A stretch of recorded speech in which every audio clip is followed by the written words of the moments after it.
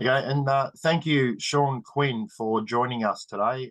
Really appreciate your valuable time, Sean, and I understand your role is the para classifications coordinator.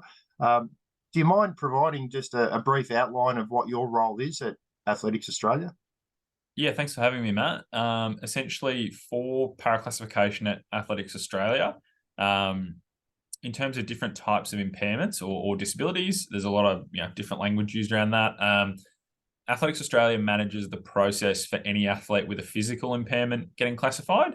So athletes that have a vision impairment will go through Paralympics Australia for assessment. Athletes with an intellectual impairment go through Sport Inclusion Australia. And athletes with hearing loss or who are hard of hearing go through Deaf Sport Australia. So the typical types of athletes we would deal with will have something along the lines of cerebral palsy, an acquired brain injury. They may be short-statured. They may have limb loss, or they may have a spinal injury and be competing in a wheelchair or throwing seated. So they're very broad, but as I'll send through to you, there's some additional information on our webpage that outlines the types of impairments that are eligible. So the biggest thing for us is that swimming and athletics are probably the two most popular para sports. We're sort of the original sort of Paralympic sports, I guess, and the ones that kids get introduced to the most readily at school. Swimming classifies functionally, so that's probably like a big misconception about para classification. A lot of people think it's how severe your impairment is, when really athletics classifies medically. So you need what's called an eligible underlying medical condition Right. to be classified for athletics. So it's more so what type of condition you have. So often we'll have scenarios where a really common one is someone might have global movement developmental disorder delay. And that's definitely a medical condition, and that's something that socially would present a level of disability and be difficult day to day. But unfortunately, athletics can be a little bit like Formula One in the World Para Athletics at the very, very top. They make decisions as to eligibility on medical conditions, and it sort of filters down all the way to the absolute grassroots. So that's where it's a little bit different to say the Olympic movement, which often, if you have an 8-year-old come down to Diamond Valley and say, "Hey, I want to compete in the Olympics," you say, "Yeah, good on you, mate. All the best." Whereas when someone says, "Hey, look, I'd like to get involved in para sport," or even if they have dreams of competing in the Paralympics, the first step really is assessing whether they're eligible, because you don't want to sort of get started on that pathway, as we sometimes see in schools, making that sort of assumption, and then unfortunately, maybe at districts or zones or something, the kid finds out, their condition isn't eligible. Right, right. Understand. Thanks. So we've got a couple of questions that we wanted to just present to you, and just feel free to ask me back questions if I need to clarify it any better. Sure. But just wondering, does AV have Athletics Victoria have an inclusion officer or someone in the team responsible to grow the sport and to support athletes with disabilities?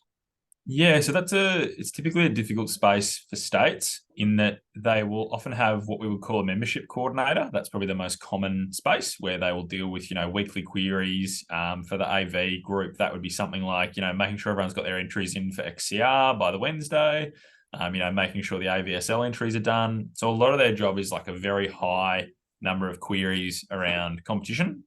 Right. Usually that's that first point of query for an athlete with a disability. They might ring up the competitions department at AV, or they might ring up membership and say, "Hey, look, how does my child get involved?" Very often we would hear, the athlete or the parent might not even know classification is a thing, which is fine. That's really common as well. And we still bump into schools and PE teachers and kids who might have something that's one of the mainstays of para classification, something like cerebral palsy, and they won't know there's a set of events for them.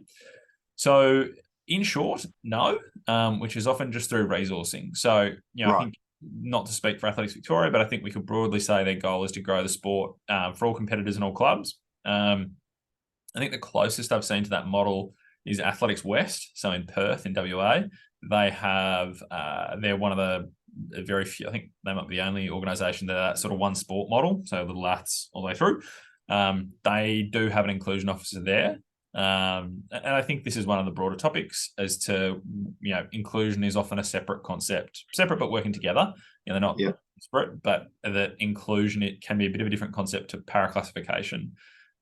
We say with some athletes with autism, for example, that's not a paraclassification for athletics, but it is for swimming.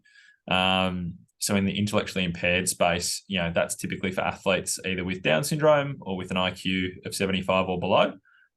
So they'll go through Sport Inclusion Australia and they basically have an IQ test and I think some supporting documents from a psychologist, and they'll get classified through that pathway.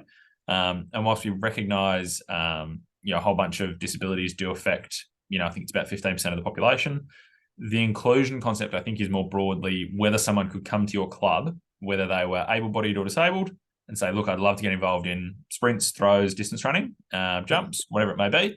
Would there be a coach that would say, and this is probably, if I could get anything across in this talk at all, it would be, especially at the starting point, you do not need para-specific coaching. I feel like a lot of parents have the right intentions. They want to find the best coach for their kid.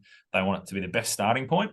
But unless you're at a really high level and say you're a leg amputee, so biomechanics assistance and sort of analysis and running with a prosthetic and stuff like that, very often the best thing for kids with a disability is just getting involved in their event group.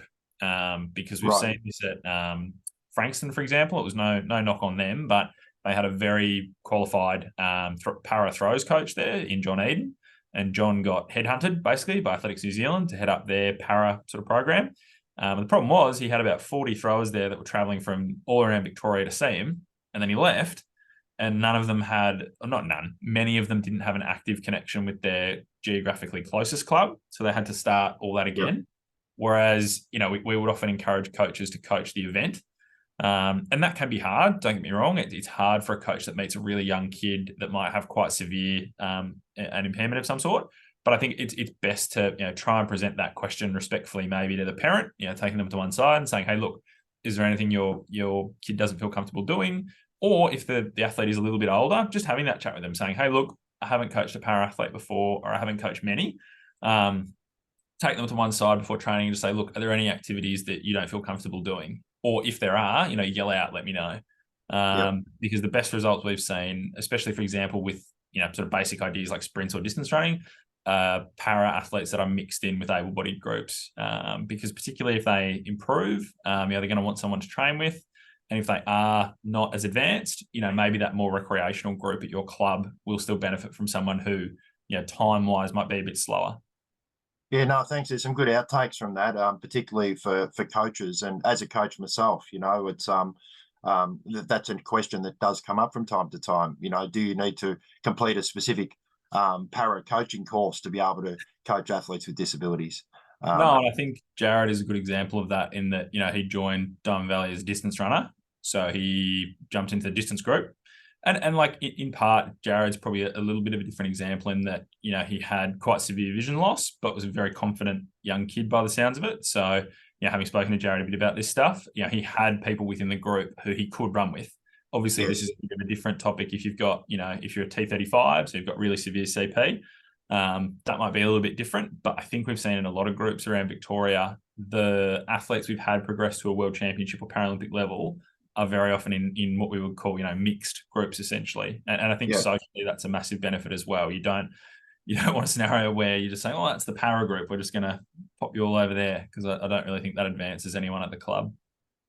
Yeah, no, that's fantastic. No, I really appreciate that. I think that's some very valuable stuff. And you've answered a few questions just in that particular response. Just another question. Are there any bodies such as Paralympics, AV, Sports Inclusion, Little Athletics or LA Vic providing information to schools at this time to promote classification processes and details about events on offer? Or is that something normally driven through community athletic clubs? Yeah, so I'll send through some resources via email that you can distribute to the whole club. But essentially the Paralympics Australia have what they would call a best practice guide. So it's like a big set of probably 6 or 7 documents, and it goes from very broadly for all sports, what is classification? Because I think it's a bit of a misunderstood process. Some people think it's a bit daunting, or maybe it's strenuous. But the biggest thing from our end is that the very starting point, which is just provisional classification, is done Yep. largely online through paperwork. And yes, it's a long document for physical impairment, but it's long because it's trying to cover 6 or 7 different, groups of conditions. Right. So if you're an Yep. arm amputee, there's probably only 2 pages on the whole 10-page sheet that you'll need your physio to fill out. If you've got CP, maybe it's 3 pages. There's 2 sets of functional testing on there that, you'll go to your physio, and it's what they would call Ashworth or Oxford scale testing. And it's not painful. No one's going to ask you to do anything you feel uncomfortable with. Yep. They're just functional movement tests. So things that kids Right. will be quite used to. And I think coaches are hesitant about that a lot as well. In that, if you have a kid who has a limb affected or a side of their body, is that concern that you're going to hurt someone. But often for kids with CP or an acquired brain injury, not to speak for everyone, but typically they don't tend to have feeling in that area either. So if someone looks like they're struggling to do a movement, you think, oh, are they hurting their foot? It's like, they're probably not. They probably don't know any different. Right. Back to your first question. Yeah, so that set of resources will talk, PE teachers, parents, doctors, physios, everyone through what the process is, where the information comes in, which is to us at Athletics Australia. I've been here for about 18 months, and when I first started, we were maybe doing sort of 30 to 50 classifications a year, and now we're sort of up around 150, 160 a year. So Wow. if anything, we've got too much interest. So I do apologise to anyone that's waiting for their documents, or there's a bit of a backlog. But we're pedaling as fast as we can. So that paperwork comes into me. I pass it on to a classifier. So we have medical classifiers. And they fill in basically an outcome. So they provide a provisional outcome. And that's essentially the best estimate they can provide on the data provided on the sheet. So if you progress that, and that the big thing about provisional classification is that will let you compete in everything from your most basic school sport all the way through to state champs at AV. So it's not until all schools or national juniors or nationals that you will then need national classification, which is being seen in person by a panel of classifiers. And we help organise that. Those opportunities are often available at your state champs as well. Wow. There's a bit in there, but yeah. Gee, so in the last 18 months, we've seen it almost triple the amount of people applying for classifications. Yeah, and I think cross-country has played a really big part in that. Like, cross-country doesn't have an international equivalent. We've sort of invented it, per se, because, there's no scoring for it. Well, like, there is when we run it, but, like, there wasn't a previous set of scoring for it. Not every class can do it, but I think we recognise that it's so popular in a school sports cycle that, if you're a young kid and everyone else is going across country at, districts that day, you want to go and take part as well. So whether or not you're great at it, I think there's a big social win in kids just being able to be part of school sport days. So I think PE teachers and stuff are definitely getting more aware of it. Like, I noticed it's been at like the state school champs for a very long time with VSSA, like a limited set of events, but there's always been a presence. And the APS took on, like, they had their first set of para events last year. They offered 3 events as sort of a starter, which was quite good. And I think they only had about 10 athletes compete, but this was like the first year they'd offered it. And they had a couple of kids that, they knew were classified. So there's a lot, I guess there's a lot to take in, but if there was a takeaway for anyone, it's that our website and the resources I'll send through from Paralympics Australia cover the whole process. I think the biggest thing for kids is understanding what condition, will be eligible and what won't be for para sport. And if it's not for athletics, to definitely check out the Paralympics Australia website and see if there are other sports that might suit as well. Yeah, terrific. That's great advice. Thank you. Just another question we had here. Ahead of games such as the Commonwealth Games and I guess, the Olympics coming up in 2032, what are your thoughts and ideas on how we can achieve larger participation rates at things like AV Shield? You just talked about state championships. From a club perspective, what can we do, and what are your thoughts on how we can, I guess, grow this space?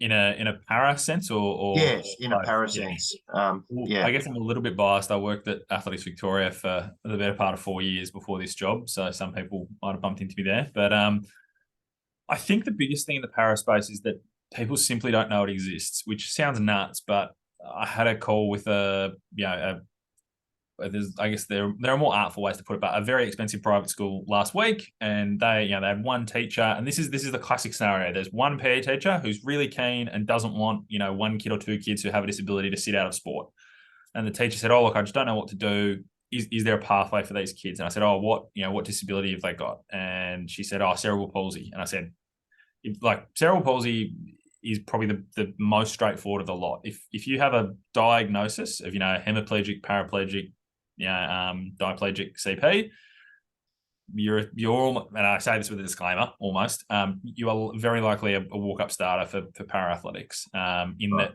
the very early foundations of the Paralympics were athletes with a brain injury or a neurological condition, and it was very originally for wheelchair sport athletes. So I think growth in the space is that probably in that AVSL is obviously a very contentious topic at times, is that it does have a para scoring system. So there's obviously been a lot of work that's gone into that to have athletes be able to contribute to their club score. I think the biggest thing, is awareness, because I come across kids every week who are, especially kids that are applying from really regional places as well. So, not that Diamond Valley is regional, but you get kids where it's the second classification for us starts at the age of 8. So that's where school sport typically starts in a more organized sense. So that's typically that first touch point of where kids will know athletics exists, and B, maybe have a PE teacher that's plucky enough to think, I'm not just going to have this kid sit on the side and watch everyone else, compete. Because I think the real mindset from schools at times that they don't want kids to get hurt, or they want to minimize risk, which I totally get. But a lot of the time for kids with disabilities, it's they've spent a lot of time with people wrapping them in cotton wool, and it's have the conversation with the kid instead. It's you're not actively going to let the kid get injured or, play a high contact sport necessarily, but have that discussion, because you'll find out what they like, you'll find out what they're interested in, and they can sample some sports. And I've found in schools that often when kids go from, getting last in everything because they've got, a limb impairment or something, to, Tom does para athletics. Oh, that's his thing. Yeah. And it kind of becomes that little project for a kid. So I think growing participation in the space is also the pool that, say, Athletics Australia are drawing from for the Olympics is obviously huge. It's any able-bodied athlete that's taking part, from your aspiring club athlete all the way through to kids on state teams, world junior teams, the whole lot. Whereas with para athletes, sure, not everyone is going to go that pathway that we've seen, say, with an Isis Holt or Reese Edwards as well, where, you get classified and then a month later you're on the national team. That is very rare.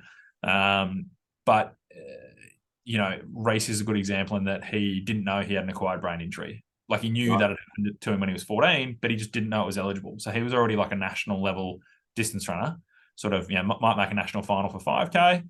And then his physio said to me, "Oh, I'm pretty sure he's got, he had a brain injury as a child." And I said, "Oh, if he's got the documents, if it's legit, and now he'll go to world champs this year, and he trains with Jared when they're at camps overseas and stuff." But the biggest thing is just awareness and knowledge. I think so often para kids either are hesitant to try something or are shuffled to the back of a PE class because teachers aren't sure how to deal with them. And that's often out of, best intentions, but I think it's just asking those questions.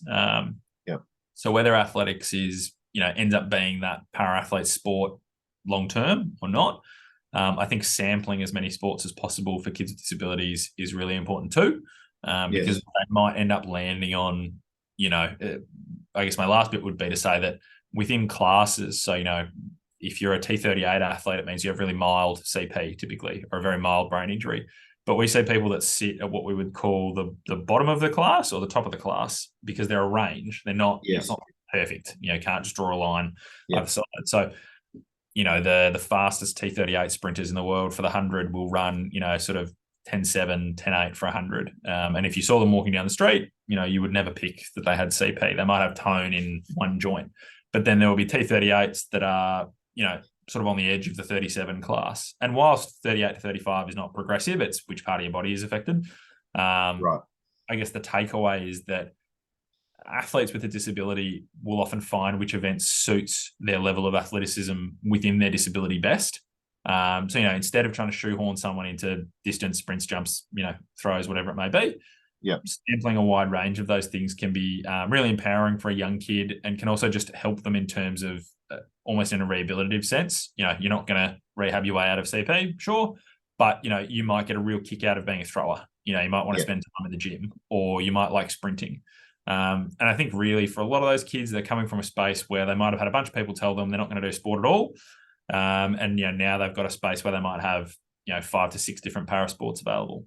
Yes. Yeah. So that's a lot. I get it. I talk much, but I think the biggest thing is, just awareness. You know, if anyone watching this works at a school or knows, you know, a PE teacher or something, feel free to pass those documents on, because, yeah, basically the IPC has a campaign called We Are the 15. So essentially 15% of the world on average lives with disability. And, you know, we don't see those numbers in sports participation. So, you know, the logical jump is that there must be a ton of kids with disabilities who just, you know, skip sport entirely, which I think is a really big loss.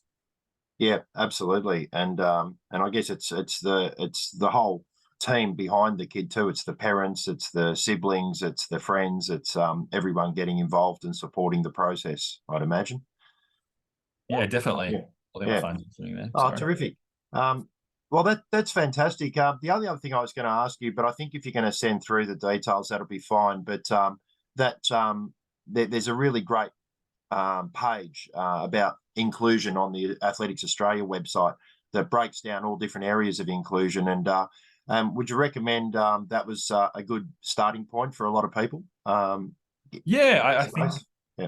think the last bit I'd say is that inclusion is often sort of conflated with performance. So I have a lot of organizations that will come to me and say, hey, we're really keen on being inclusive.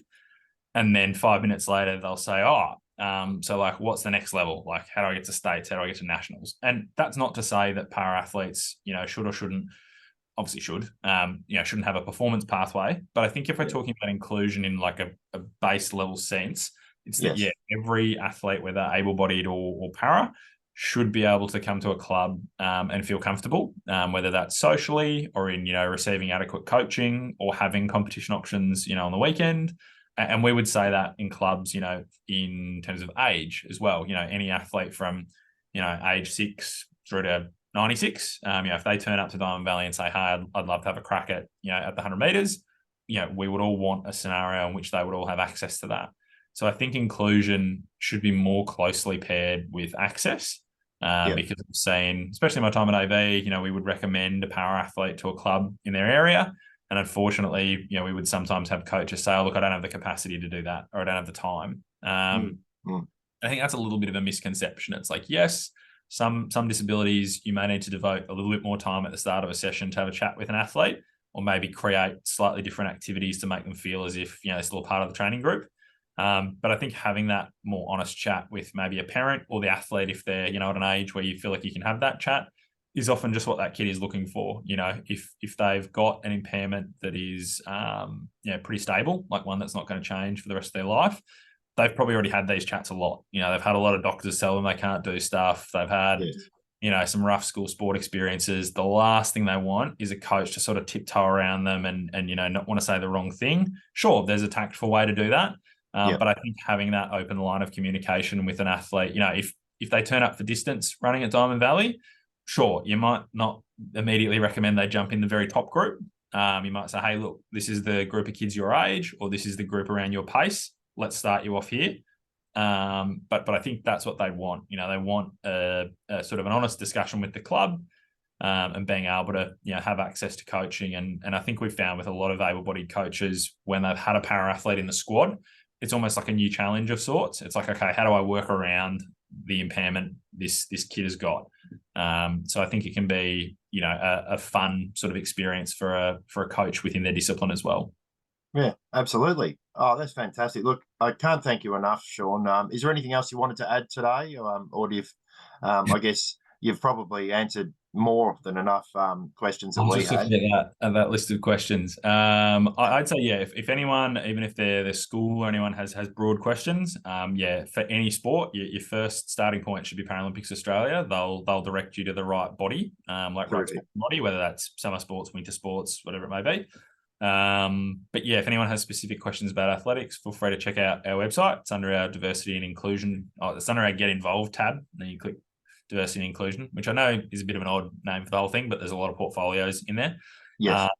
Yeah, if people have questions about it, yeah, you've got my email as well. Feel free to shoot me an email. I'll do the best I can to get back. Yep. Yeah, especially I'd just say schools. Schools are the most common first touch point for able-bodied or para athletes. And yeah, the more we can upskill schools and PE teachers and that sort of thing to get kids involved, yeah, I think the more para kids you'd see at your local club. Yeah. Oh, terrific. Look, thank you so much again, Sean. You know, and on behalf of the Diamond Valley Athletic Club, we really appreciate you taking your time to share your valuable insights with us today, and keep up the good work there. And once again, thank you so much. Thanks for having me, Matt. All right. All the best. Have a great season. See ya.